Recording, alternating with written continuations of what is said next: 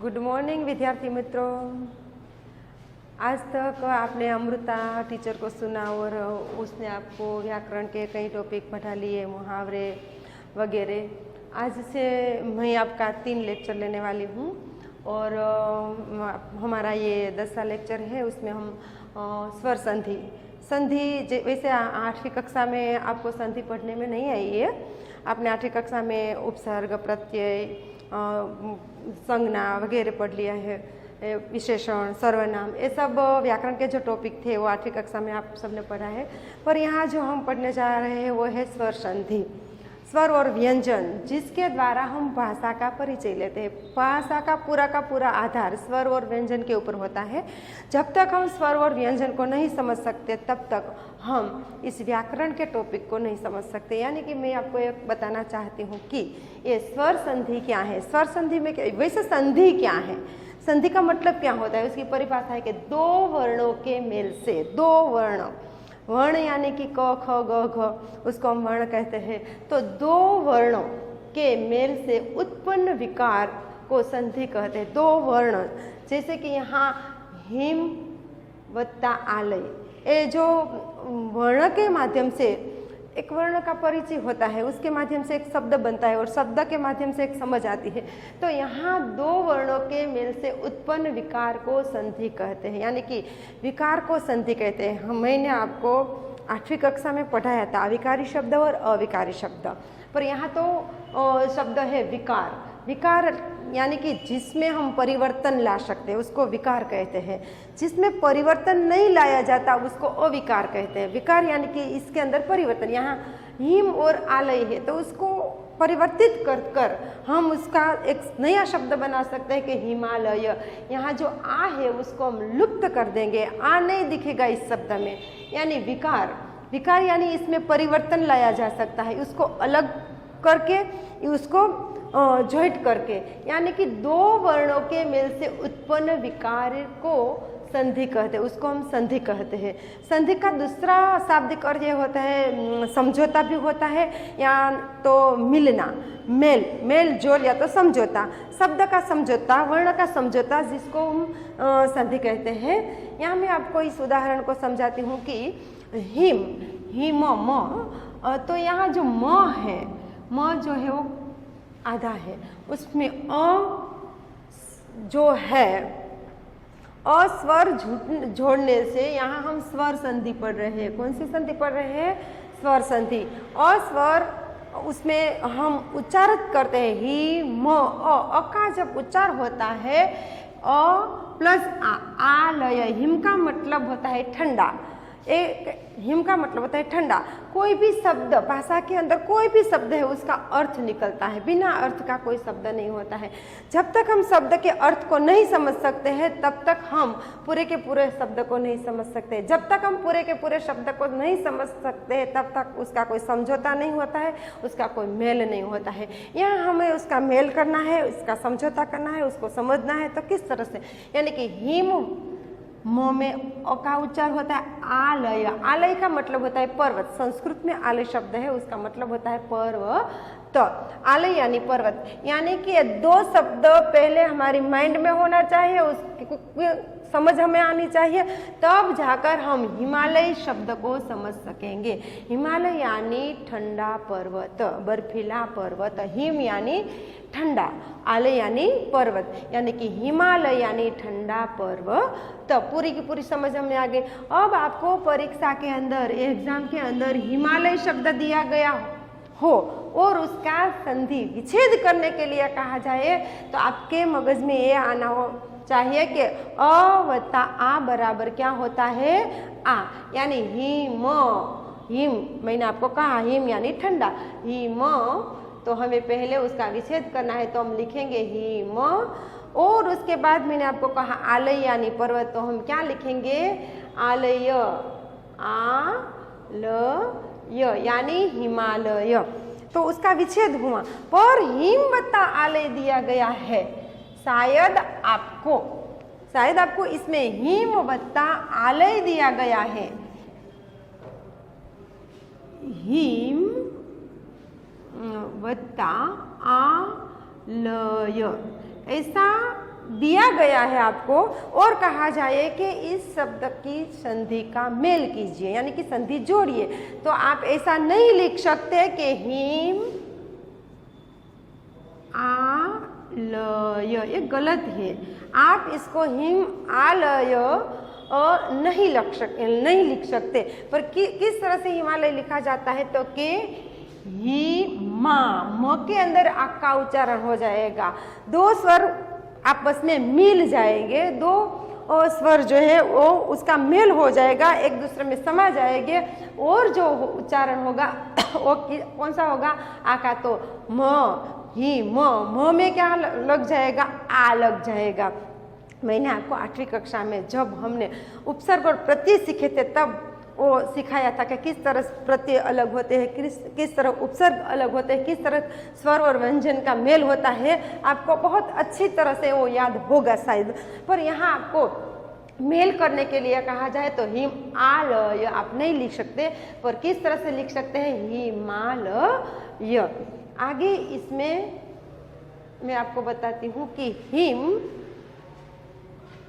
आ वत्ता लय, हिम आलय, हिम के साथ आ का संयोग होने से, हिम के साथ आ का संयोग, मैंने आपको कहा हिम शब्द है, हिम उसमें आ का संयोग हो जाता है, इसमें आ का संयोग हो जाता है, और उसके बाद जो बनता है वो क्या होता है, हिमा, हिमालय। तो इस तरह से आप लिखोगे तो ही वो सही होगा। पर आपको यहाँ ही म आ ल लिखोगे तो एक गलत हो जाएगा, यानी कि उसका मेल गलत।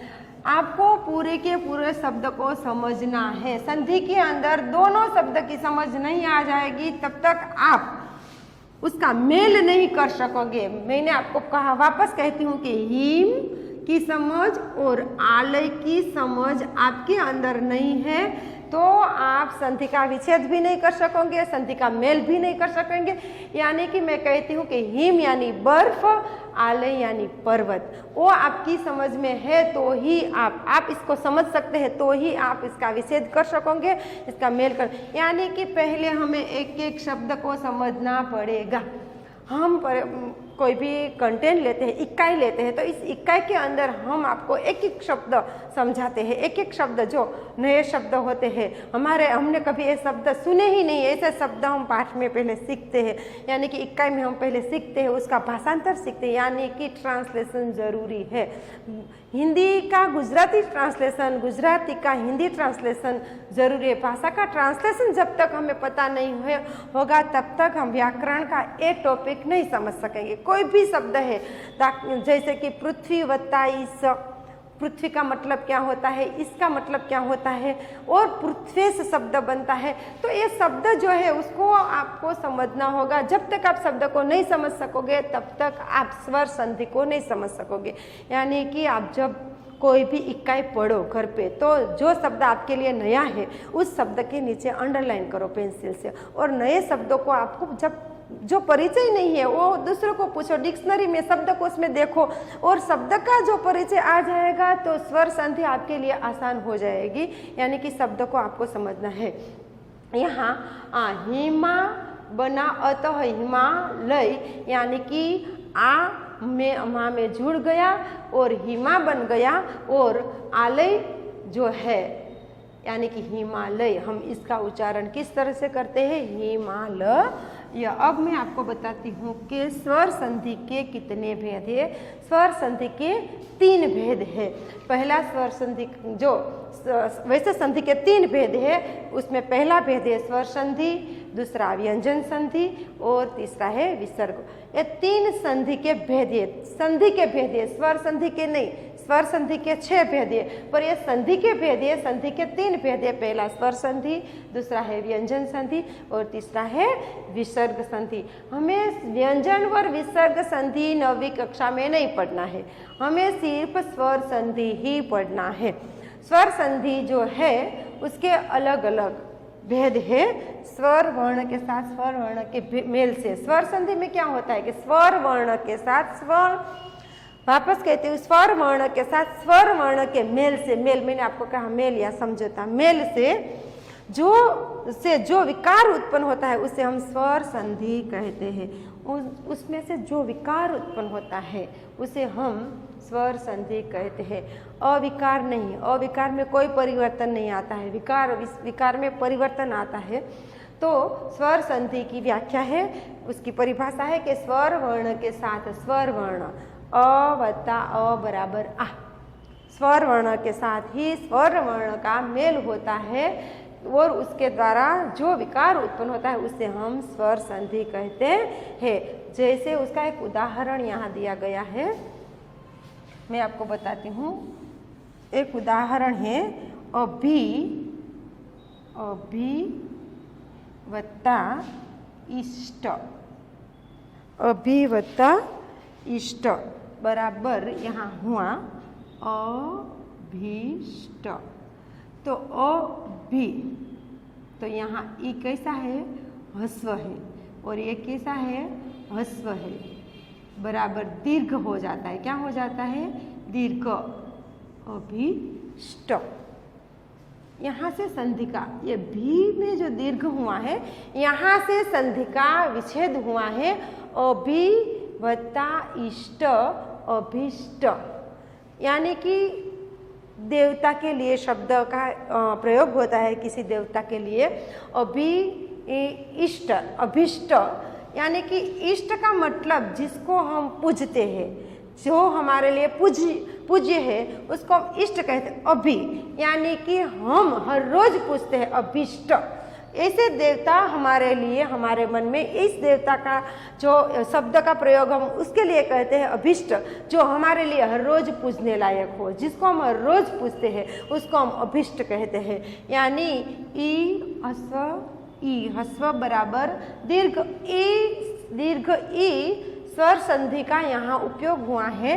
तो जैसे कि अभी वत्ता इष्ट, अभीष्ट, ई वत्ता ई बराबर दीर्घ ई। हमें नियम को याद करना है कि कौन सा नियम यहाँ लागू हुआ है। अ ई वत्ता ई बराबर दीर्घ ई। तो आपको ऐसा शब्द दिया गया है, हमें पहले देख लेना है। यहाँ ई आया, यहाँ ई आया, बराबर क्या हो जाएगा, अभी। भी कैसा हो जाएगा, दीर्घ हो जाएगा, अभी स्टॉप। अब हम स्वर संधि के कुछ नियम है। ये संधि, स्वर संधि में किस तरह से संधि के स्वरों को हम उच्चारित करते हैं, स्वर संधि के अंदर स्वर को किस तरह से उच्चारित किया जाता है, ये मैंने आपको बताया। अब हम उसके जो नियम है, पहली जो संधि है वो दीर्घ स्वर संधि है, दूसरा गुण स्वर संधि है, तीसरा वृद्धि स्वर संधि है, पांचवा यण और छठा ये आदि। यहाँ ये 5 प्रकार है। आपको होमवर्क के अंदर आपको घर पे होमवर्क करना है, HW, उसमें ये 5 प्रकार जो है स्वर संधि के 5 प्रकार कंठस्थ करना है, कंठस्थ करना है। और आपकी बुक में 200 पेज की बुक आपको अमृता टीचर ने कहा है कि उसमें ही आपको लिखना है। जो आपका 115 पेज नंबर है उसके अंदर स्वर संधि का टॉपिक दिया गया है। उस टॉपिक में से आपको ये 5 प्रकार को लिखना है और उसके 2 उदाहरण, उसके उदाहरण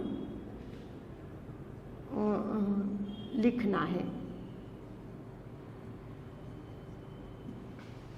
बुक में दिया गया है पर आप नहीं पढ़ोगे, मुझे पक्का मालूम है कि आप नहीं पढ़ोगे या तो लिखने का प्रयत्न नहीं करोगे। इसीलिए आपको होमवर्क के अंदर HW के अंदर स्वर संधि के 5 प्रकार कंठस्थ करना, यानी कि आपको याद करना है और उसके 2 उदाहरण उसमें लिखना है। एक प्रकार लिखते जाना है और उसके 2 उदाहरण आपको उसमें लिखना है। अब स्वर संधि के 5 प्रकार में से पहला जो है दीर्घ स्वर संधि में आपको एक एक उसके दीर्घ स्वर संधि के जो एक एक उदाहरण है उस उदाहरण को मैं आपको समझाऊंगी। जैसे कि पहला उदाहरण है अन्न वत्ता अभाव। तो ये नियम क्या है कि अ वत्ता अ बराबर आ, अन्ना भाव।